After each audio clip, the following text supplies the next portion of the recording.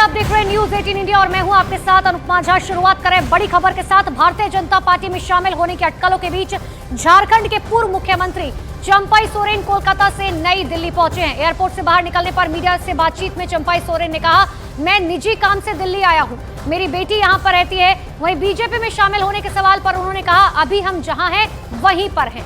सुनिए क्या कुछ कहा चंपाई सोरेन ने। अभी हम जहाँ पर है वहीं पर है जी जी है ना। हाँ। और अपना निजी काम में दिल्ली आए। लेकिन सर बीजेपी ज्वाइन करेंगे, बीजेपी ज्वाइन कर रहे हैं या नहीं, हाँ या ना सर, ये तो क्लियर कर सकते हैं आप। देखिए हमने बोल दिया जहाँ पर अभी है वहीं पर है। लेकिन मुख्यमंत्री पद से आपको मुख्यमंत्री पद से हटाने के बाद झारखंड मुक्ति मोर्चा के कई विधायक नाराज थे कि परिवारवाद को खत्म करके चंपाई सोरेन आगे आए हैं, अब उन्हें हटाया जा रहा है। बड़े नेता हैं आदिवासी। सर एक बड़े नेता हैं आप आदिवासी, आपको हटाया गया, क्या आपकी नाराजगी है हेमंत सोरेन से या जेएमएम से? आपको लगता है कि नहीं हटाना चाहिए था, चुनाव आपके उसमें होना चाहिए था? जी सर। आप लोग जैसे हमको सवाल करते जा रहा है ना, जी सर, हम उसमें क्या कहेंगे कि हम जो स्पेशल हम जो बोल दिया, हम निजी काम के लिए काम में आए हैं। हाँ। और हम जहाँ पर है वहीं पर है। चंपाई साहब कलकत्ता आप गए थे, शुभेंदु जी से मुलाकात हुई आपकी, ये नहीं? हम अभी किसी से मुलाकात नहीं हुआ है। जब हमारा कार्यक्रम ही हम नहीं बना है तो कार्यक्रम बनेगा तभी ना। कलकत्ता आप किस लिए गए थे? चलिए दिल्ली तो आप निजी काम से आ गए, कलकत्ता किस लिए गए थे? कलकत्ता से तो यहाँ आया हम। हाँ, वहाँ क्यों गए थे आप? वहाँ भी आप लोग देखिए, हम अभी अपना काम में आया है, निजी काम में आया है, बाद में हम बताएंगे। चलिए। तो ये भी कहा जा रहा है कि चंपाई सोरेन के साथ साथ कई ऐसे 5 से 6 विधायक हैं जो हेमंत सोरेन और जेएमएम से नाराज चल रहे हैं। अब आपको बताते हैं कौन से वो विधायक हैं जो हेमंत सरकार से नाराज है। एक एक का ग्राफिक्स जरिए आपको समझाने की कोशिश करते हैं। तो देखिए, जेएमएम से जो नाराज विधायक है उनमें सबसे पहला नाम है दशरथ गागराई का। कहा जा रहा है कि जेएमएम से बेहद नाराज चल रहे हैं, हेमंत सोरेन से नाराज चल रहे हैं। दूसरा नाम जो निकलकर सामने आ रहा है वो है चमरा लेंडा का। दरअसल ये जो है बेहद करीबी भी कहे जाते हैं चंपाई सोरेन के।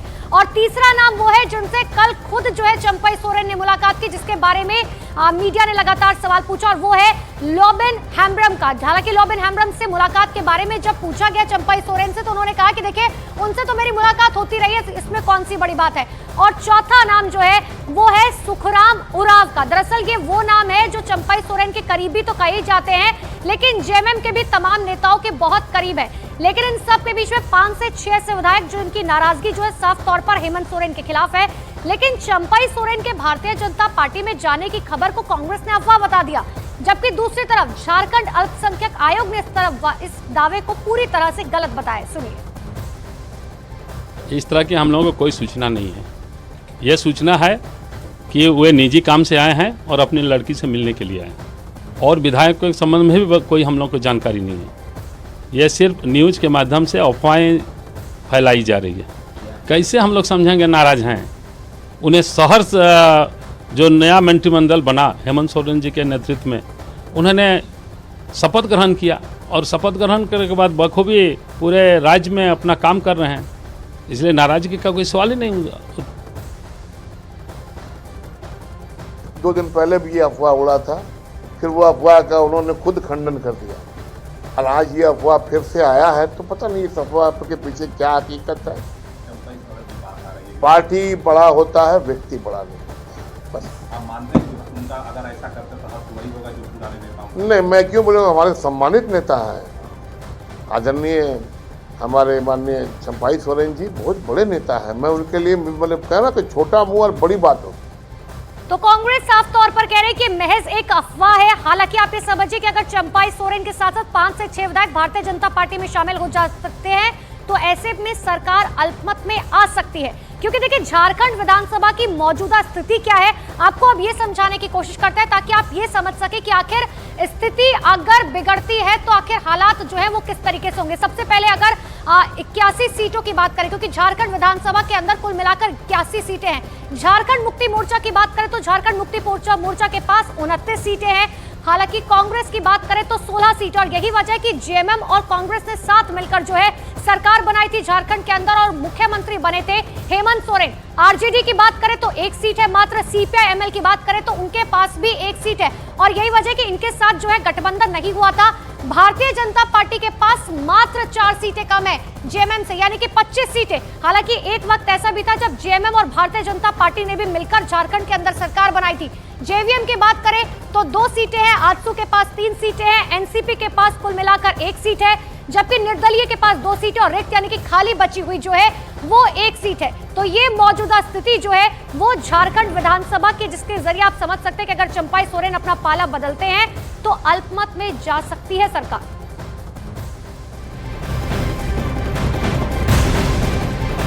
और वह इन सबके बीच में झारखंड के पूर्व सीएम चंपाई सोरेन ने अपने सोशल मीडिया अकाउंट एक्स से जेएमएम को हटा दिया है। सबसे बड़ी जानकारी आपको दे रहे हैं, सोशल मीडिया अकाउंट ट्विटर से उन्होंने पहले जो है जेएमएम यहां पर लिखा हुआ था, लेकिन अब आप देखेंगे जहां पर फॉर्मर चीफ मिनिस्टर झारखंड लिखा हुआ है वहां पहले झारखंड मुक्ति मोर्चा यानी कि जेएमएम लिखा हुआ था, लेकिन अब यहां पर लिखा हुआ आ रहा है फॉर्मर चीफ मिनिस्टर झारखंड।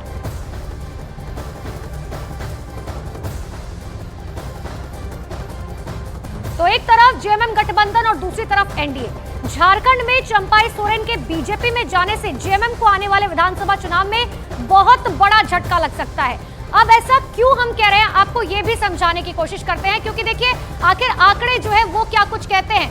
सबसे बड़ी बात है 81 सीटें हैं, लेकिन बहुमत का आंकड़ा जो है वो कुल मिलाकर 41 है, यानी कि 41 जिनके पास भी नंबर होंगे वो सरकार बना लेगा। अब आप आंकड़े समझिए, जेएमएम के पास फिलहाल 29 सीटें हैं, भारतीय जनता पार्टी के पास 26 और आईएनसी के पास 17 सीटें हैं। और इतना ही नहीं, सीपीआई-एमएल की बात करें 1 सीट, आरजेडी 1, आजसू के पास 3 सीटें, निर्दलीय 2, एनसीपी एपी 1 और खाली यानी कि रिक्त पड़ी हुई 1 सीट। ऐसे में अगर 4 यानी कि 26 जो है बीजेपी के पास है, मात्र 3 सीटें कम है।